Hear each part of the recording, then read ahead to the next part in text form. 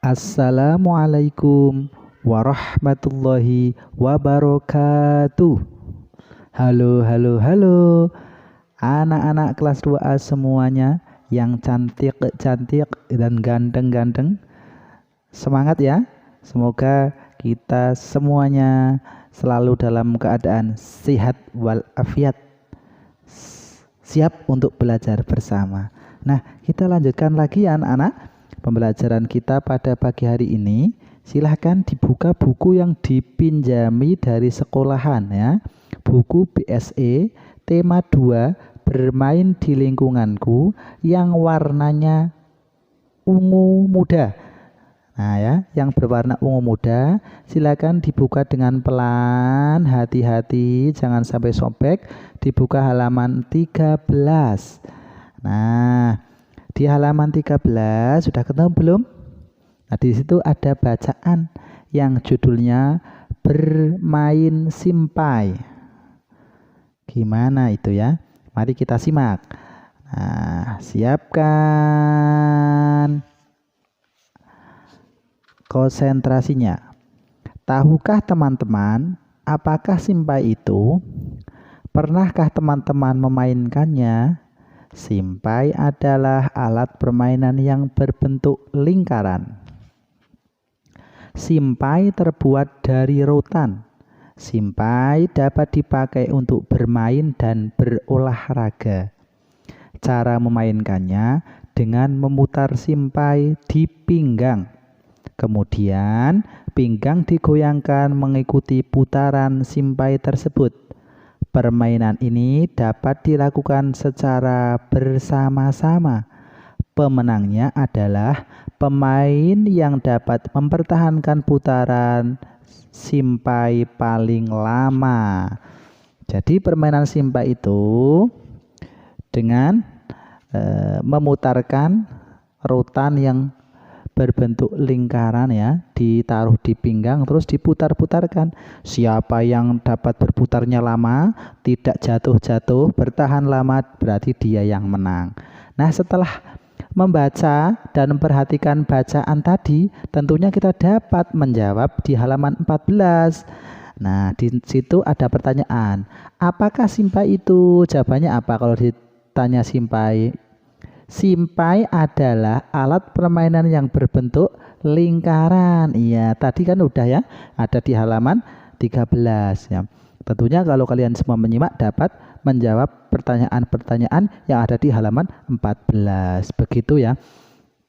Kemudian ya, kalau sudah kita lanjutkan di halaman 14 ya.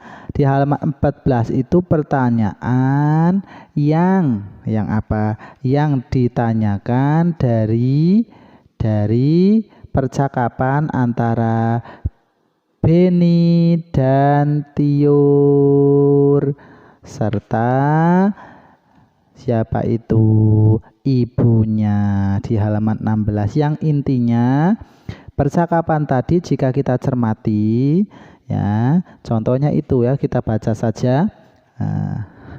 Beni, Tiur bermainnya sudah ya, tapi Beni masih belum bisa Bu. Nah, ini ceritanya lagi bermain simpai. Si Beni dan si Tiur sedang bermain simpai, terus ibu menyuruh untuk menyudahi bermainnya. Nah, tapi ini sudah sore nak, sudah waktunya mandi. Iya dek, besok kita lanjutkan bermainannya ya.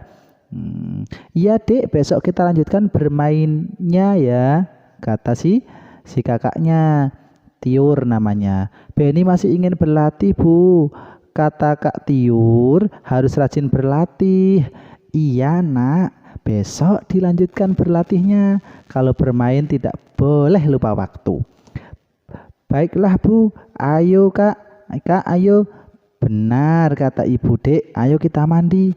Nah, itu tadi percakapan antara ibu, Tiur, dan Beni. Nah, inti dari percakapan itu adalah jika kita bermain tidak boleh lupa waktu.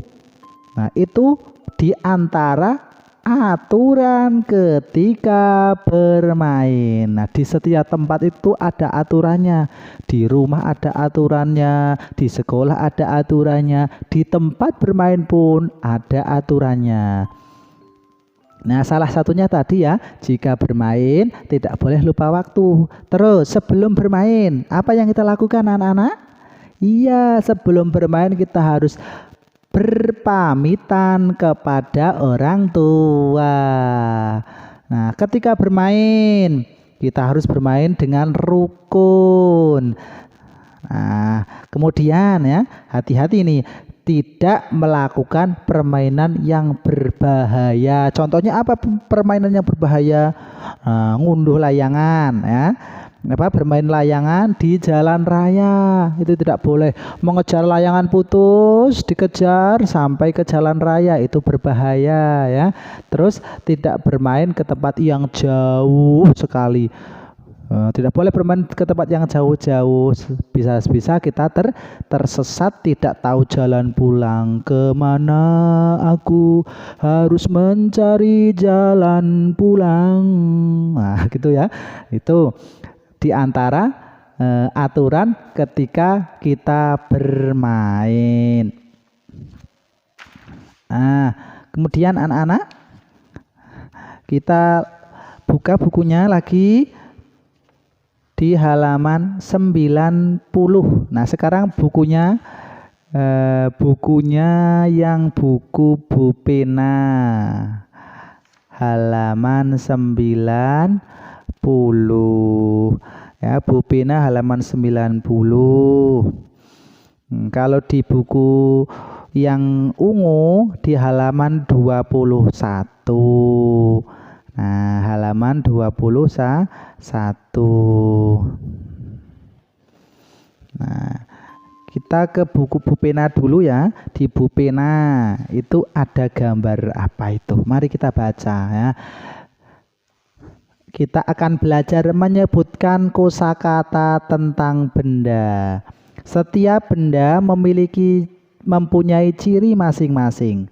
Ciri-ciri benda dapat dibedakan berdasarkan warna, ukuran, bentuk, wujud, permukaan, dan rasanya. Permukaan benda ada yang halus atau kasar. Kasar artinya kesat dan tidak halus. Halus artinya licin atau lembut. Permukaan benda halus misalnya buah apel. Permukaan benda kasar misalnya buah durian. Bentuk benda ada yang tetap dan ada juga yang dapat berubah. Air dapat berubah bentuk sesuai dengan bentuk tempatnya. Tanah liat dan plastisin dapat berubah bentuk jika ditekan. Buku dan tas bentuknya tetap meskipun dipindahkan atau ditekan. Nah, itu ya tadi ya. Nah, benda itu ada yang kita identifikasi atau kita kelompokkan berdasarkan bentuknya ya. Bentuknya ada yang tetap, ada yang berubah. Kalau yang berubah contohnya air. Air jika dimasukkan ke gelas bentuknya sesuai dengan bentuk gelas. Air dimasukkan ke teko bentuknya seperti teko. Air dimasukkan ke dalam mangkok bentuknya seperti mangkok. Air dimasukkan ke dalam akuarium bentuknya seperti akuarium. Nah, itu cirinya air, yaitu berubah sesuai dengan tempat, bentuk tempatnya. Kalau tanah liat, nah tanah liat itu juga dapat berubah ya jika ditekan. Plastisin juga jika ditekan bisa dibentuk menjadi kepala kambing ya, bisa dibentuk menjadi ayam jago sesuai dengan keinginannya. Dapat berubah jika ditekan dan dibentuk. Sedangkan kalau buku dan tas ya, buku nggak bisa dirubah-rubah ya, nggak bisa, karena buku dan tas itu termasuk benda yang tetap tidak dapat berubah. Nah, kemudian kalau di lihat dari permukaannya ada yang halus ada yang kasar. Yang halus contohnya apa? Nah, yang halus contohnya buah apel, buah pir, HP. Halus ya permukaannya ya, halus. Nah, kalau HP-nya kasar, nanti bagus itu kalau permukaan HP kasar ya, nggak usah dipegang, diletakkan saja. Coba bayangkan kalau permukaan HP itu seperti kulit durian. Wah, kalau pegang HP langsung sakit. Sakitnya tuh di sini, di mana di tangannya ya, karena terkena duri dari durian. Nah, sedangkan ada juga permukaan yang kasar. Yang kasar contohnya apa? Itu ya, yang contohnya kasar ya kulit durian, nangka, sirsak, itu kan kasar ya. Nah, kasar. Nah, terus kita cari dari bacaan tadi, kita cari kosakata halus. Halus itu artinya apa? Halus itu artinya tidak kasar, lembut, licin. Nah, kalau kasar kebalikannya halus. Kasar itu artinya kasap, kesat, tidak halus waktu diraba. Nah, arti dari kosakata ini dapat kita cari menggunakan kamus ya. Menggunakan apa anak-anak? Menggunakan kamus. Oke. Nah, nanti kan kalian mengerjakan yang halaman 91 ya, itu ya. Kemudian kita bahas yang halaman 92. Nah, halaman 92 anak-anak menjelaskan sifat pertukaran perkalian. Nah, kemarin kita sudah belajar dan mengerjakan matematika. Di sini juga dijelaskan itu ada apa, itu gambar apa? Gambar itu yang buat mainan dakon ya. Yang buat mainan dakon. Biji dakon namanya. Nah, biji dakon biasanya menggunakan biji kerang ya. Biji dakon itu satu kotak isinya 3. Ada berapa kotak itu? 1, 2, 3, 4, 5. Ada 5 kotak. Masing-masing kotak isinya 3. Nah, kita berarti tinggal jumlahkan ya. 3-nya dijumlahkan. Tulis 3 tambah 3 tambah 3 tambah 3 tambah 3. Dihitung 3-nya ada berapa? 1, 2, 3, 4, 5. Oh, berarti 5 ya. 5 dikali berapa? Dikalikan 3. Karena 3-nya ada 5 ya. Jangan kebalik loh. Awas, hati-hati ya. Jangan kebalik.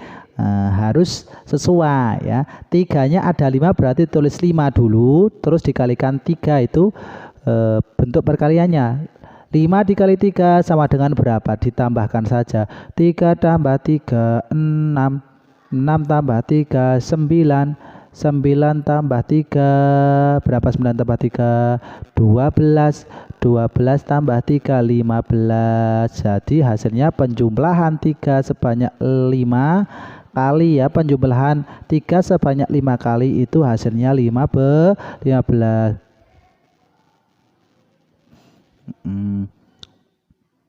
Jadi urutan bilangan yang dikali tidak mengubah hasil perkalian. Nah, di situ di ayo berlatih.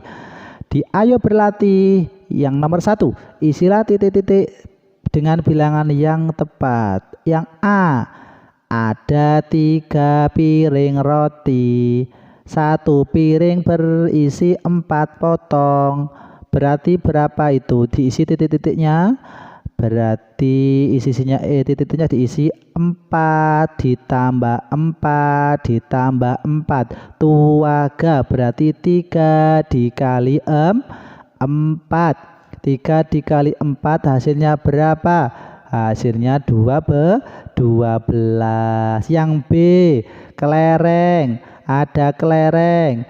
Dimasukkan ke dalam kantong. Kantongnya ada 4. Masing-masing kantong isinya 3 kelereng. Berarti ditambahkan 3 ditambah 3 ditambah 3 ditambah 3 sebanyak 4 kali ya. Artinya berarti 4 dikali dengan 3. 4 dikali 3 hasilnya berapa?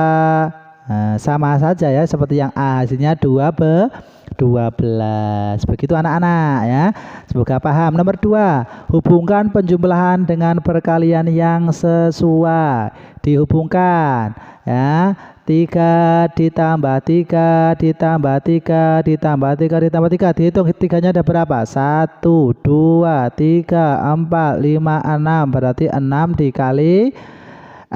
dikali 3 ya, yang ini yang A berarti 6 dikali 3. Terus yang bawahnya 5-nya ada 4, berarti artinya 4 dikali 5. Jangan salah. Ayo bawahnya 4-nya ada berapa itu? 1, 2, 3, 4, 5. Oh berarti 5 dikali 4. Terakhir 6 ditambah 6 tambah 6. Oh 3-nya ada 6, berarti 3 dikalikan 6 gitu ya. Terus nomor 3, isilah titik-titik dengan bilangan yang tepat. 3 dikali 3 dikali 5 sama dengan 5 dikali 3, dibolak-balik podo wae. 3 kali 5 sama dengan 5 kali 3. Hasilnya hitung sendiri. Yang B, 4 kali 6 sama dengan tinggal dipindah 6-nya ke depan. 6 dikali 4, hasilnya hitung sendiri. 4 dikali 7 sama dengan 7 dikali 4 ya. Itu yang belakang ke depan, yang depan ke belakang. 3 kali 9 sama dengan yang belakang ke depan. 9 dikalikan dengan 3-nya ke belakang. Begitu anak-anak. Semoga dapat dipahami. Nah, kemudian di halaman 93 itu sampai 94 ya, menjelaskan panjang pendek dan kuat lemahnya nada. Panjang pendek dan kuat lemahnya nada ya. Kemarin kan sudah dibahas tentang lagu Topi Saya Bundar itu ya, sudah dibahas ya.